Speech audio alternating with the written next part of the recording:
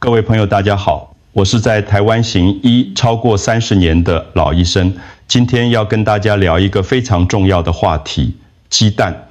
你知道吗？就是一个看似无害的吃蛋习惯，可能让你的肠道慢性发炎，让你的脂肪肝在几个月内变得更加严重。这不是危言耸听，而是我在门诊里一再看到的真实案例。请你一定要听完这支影片，否则很容易继续吃错，把原本营养的早餐变成肝脏、肾脏、肠道的负担。请让我知道你是从哪里收看的。在我们开始之前，请留言并提出任何你可能有的问题。别忘了订阅频道并开启通知，才能收到我们最好的健康建议。我想知道你有没有在追踪这支影片。如果你觉得这个内容有帮助，请在留言区打数字1；如果没有，请打数字0。今天我要告诉你3个最常见的陷阱：数量、安全性，还有时机跟搭配。这3个陷阱，每一个都可能让你的健康出问题。但请放心，我不是要你完全不吃鸡蛋。鸡蛋是非常珍贵的食物，只要用对方法，它就是你健康的好朋友。这支影片会给你具体的做法，让你在早餐店或在家里都能马上应用。我会告诉你3个陷阱对应的3个解决方案，全部都台湾在地化，包括豆浆、米浆，还有可生实蛋的选择。最后，我还会给你一个黄金餐盘的蛋白质分配框架，加上安全买蛋的检查。清单准备好了吗？我们开始吧。我先跟你说一个真实的故事。王先生68岁，住在台中。他每天早上的习惯是这样的：1颗水煮蛋，1杯果汁，2片奶油吐司汀，起来很健康，对不对？结果去年健康检查，他的 AST、ALT 都升高了，医生说他有中度脂肪肝。拿到检验报告那一刻，他整个人愣住了。报告上的红字就像警示灯一样，哔哔哔地响住。王先生问我：医生，我又不喝酒，怎么会脂肪肝？我跟他仔细分析，问题就出在他的早餐组合。你要想象一下，肝脏就像是一座化工厂府，则把蛋白质代谢产生的氨转换成尿素，而肾脏就像是过滤器，负责把尿素排出体外。如果你吃太多蛋白质，这座工厂就会过度运转，这个过滤器也会负担过重。王先生的问题在哪里？他一天的蛋白质来源不只是那1颗蛋，早上吃蛋，中午吃鱼或鸡肉，晚上还有豆腐，有时候还喝豆浆。这些全部加起来，蛋白质的总量已经超过他身体需要的了。更糟糕的是，他早餐吃的那2片白吐司和果汁里的果糖都是精制糖，这些糖会在肝脏里转换成脂肪，再加上过量的蛋白质，就形成了一个很坏的组合。那到底应该吃多少鸡蛋才对呢？我给你一个实用的原则：如果你的活动量不大，1个礼拜吃5到7颗鸡蛋就够了。如果那天的其他餐有吃到像手掌大小的鱼肉或鸡肉，或者吃了半块到1块豆腐，那当天的鸡蛋就可以蛋性减少。当然，有些特殊的族群，比如说刚动过手术需要恢复的人，或者是要对抗肌肉萎缩的长辈，他们可能需要1天吃2到3颗鸡蛋，但这必须要有医生的指示。记住这几个重点：第一，要计算1整天的蛋白质总量，不要只看1颗鸡蛋。第二，精制糖加上过多的蛋白质是伤害肝脏的坏组合。第三，身体会给你警讯，容易疲劳，肚子闷闷胀胀的，肝指数起起伏伏，这些都要注意。我给你一个早餐的替代建议：鸡蛋搭配全谷类的食物，像是糙米粥、全麦面包，而不是精致的白吐司或白粥，这样才能让你的肝脏和肾脏轻松工作。后来王先生听了我的建议，调整了饮食，3个月后再检查肝指数真的下降了。他自己也说，整个人精神好多了，肚子也不会闷胀了。所以你看，不是鸡蛋不好，而是要看你怎么吃，吃多少，跟什么一起吃。接下来我们来谈安全性的第一个问题：半熟蛋。在台湾，每年5月到9月这段时间，食物中毒的案例会明显增加。其中一个常见的元凶就是沙门氏菌。这种细菌可能藏在蛋黄里面，或者是透过蛋壳上的裂缝跑进去。如果你吃到被污染的半熟蛋，会出现什么症状呢？呕吐、腹泻、肚子绞痛，还有发高烧。对于年纪大的人来说，更危险的是可能引发败血症，甚至是脑膜炎。那要怎么预防呢？关键就在温度，鸡蛋的核心温度要达到摄氏70度以上，持续几分钟才能杀死细菌。但是半熟蛋通常只有50到60度，这样是不够安全的。我知道很多人喜欢吃溏心蛋，那种半熟的口感确实很迷人。如果你真的很喜欢，我给你一个安全的做法，选择经过巴氏杀菌或标示可生食的鸡蛋，然后煮5到7分钟，让它变成半凝固的状态。买鸡蛋的时候，要优先选择有 CAS 标章或产销履历的蛋。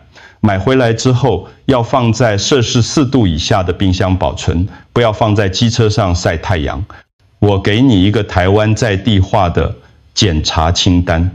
在早餐店点蛋的时候，如果是一般的鸡蛋，请主动跟老板说要全熟。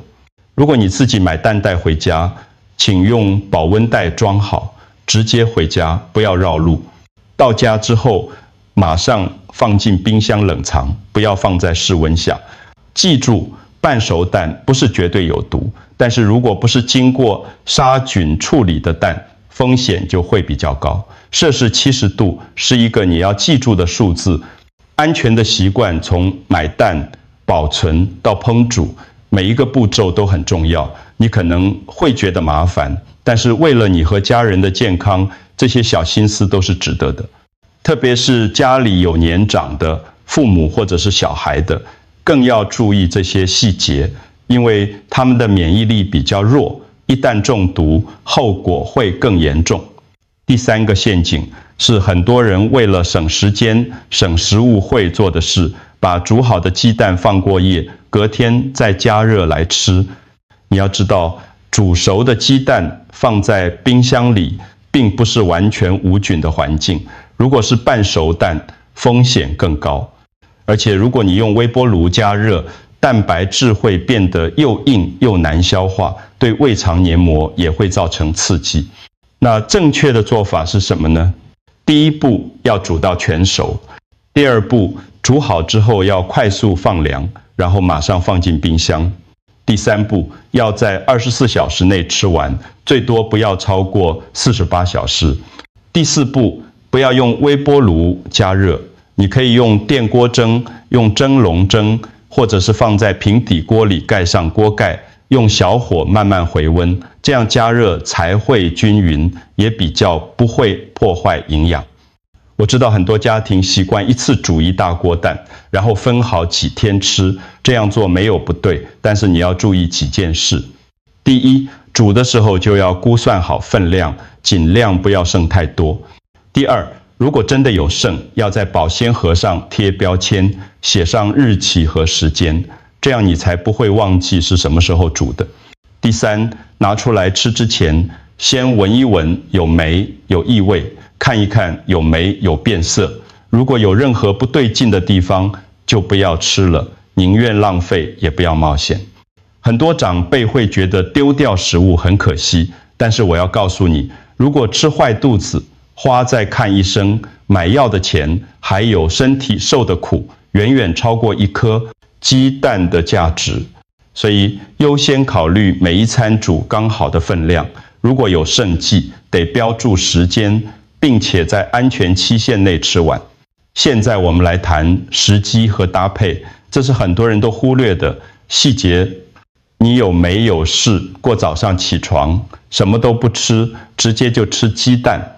这样做其实不太好，因为当你空腹的时候，身体还没有摄取任何碳水化合物，这时候吃蛋白质，身体就会把蛋白质当成能量来燃烧，这个过程叫做糖质新生。这样不但浪费了蛋白质的营养价值，还会增加含氮废物的产生，对肾脏也是一种负担。另外一个常见的错误就是把鸡蛋跟没有煮沸的豆浆一起吃。豆浆如果没有完全煮沸，里面会有一种叫做胰蛋白酶抑制剂的物质，这种物质会抑制你身体分解蛋白质的能力，让你吃进去的鸡蛋没办法好好被消化吸收。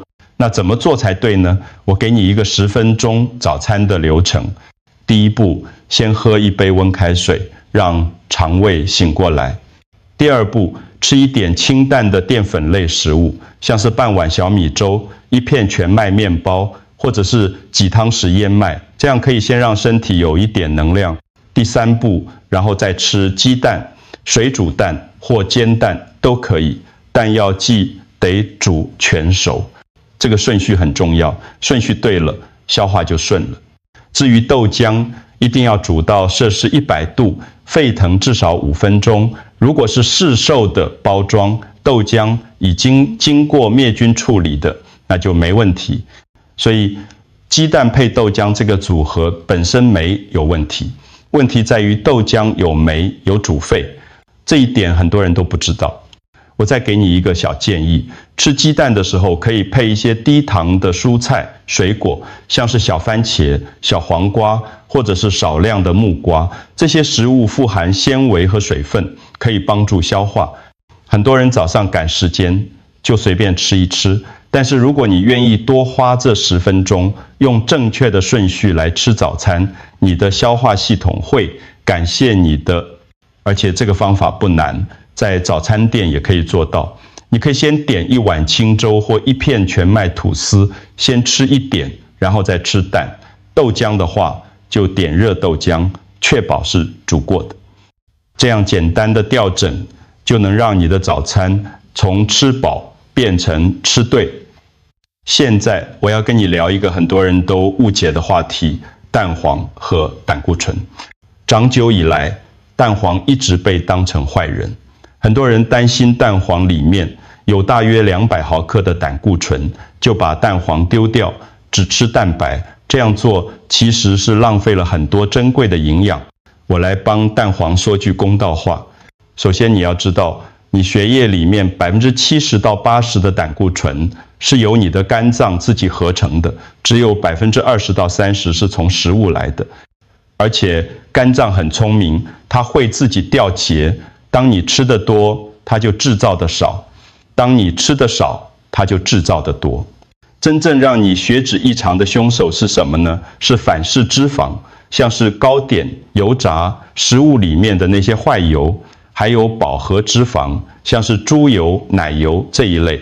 蛋黄里面有一种叫做卵磷脂的成分，它就像是乳化剂一样，可以帮助胆固醇在血液里面运输。而且蛋黄还含有维生素 A、D、E、K 以及叶黄素和玉米黄素，这些营养素对眼睛的黄斑部保护非常重要。我给你一个关于蛋黄的7个正确认识。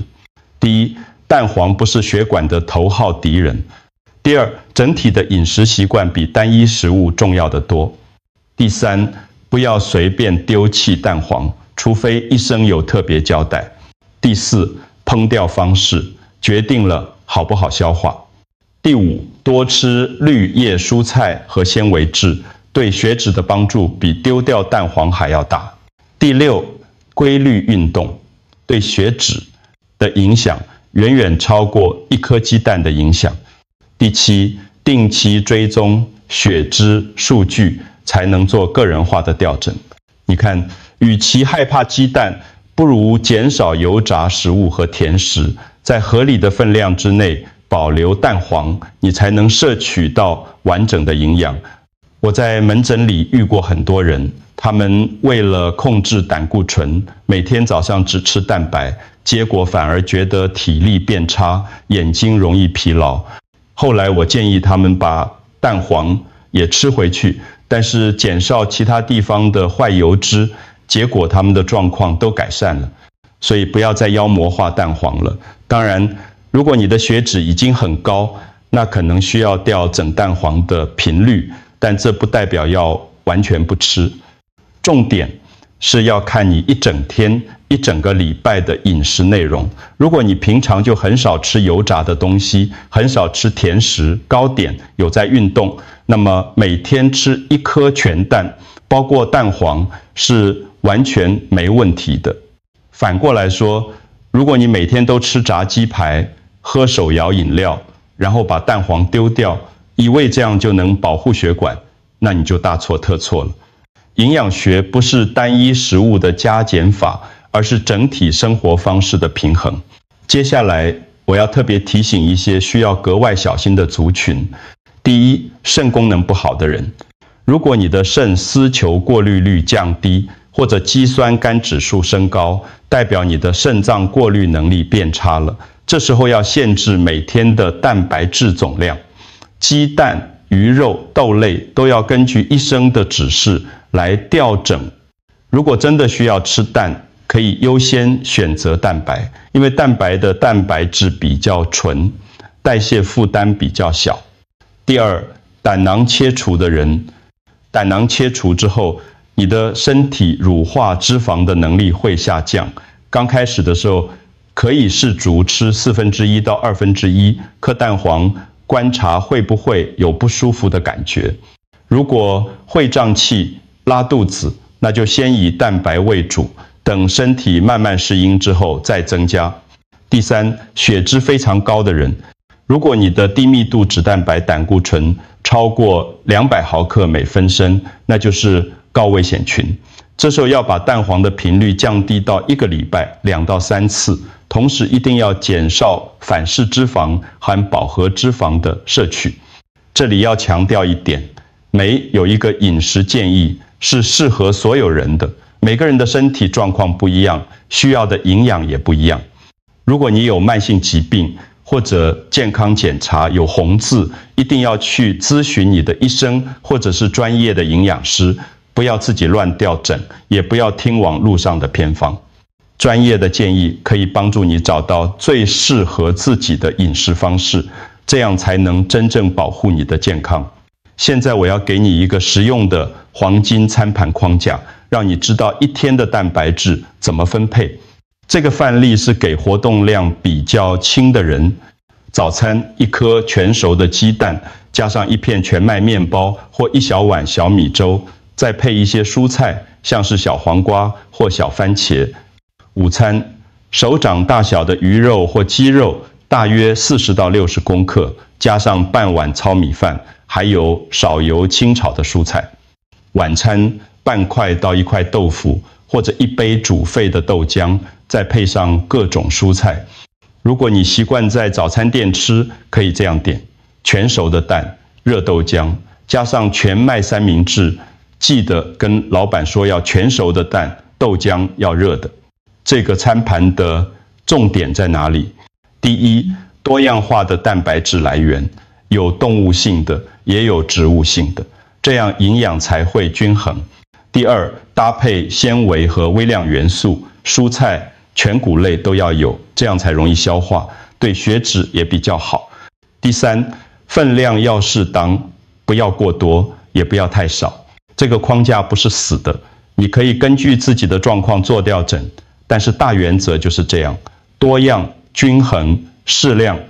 只要你掌握这个原则，不管是在家里煮还是外食，都可以吃得健康。最后我要提醒你3个重要的检验指标：肝指数、肌酸酐肾功能指数，还有胆固醇和三酸甘油脂。这些数据就像是你饮食习惯的警示灯。我希望你可以做一件事，从明天开始用我教你的10分钟早餐流程，连续做7天，然后记录你的消化感觉，看看有什么变化。如果你觉得这些资讯有帮助，请把这支影片分享给你的家人，特别是家里喜欢吃半熟蛋的长辈。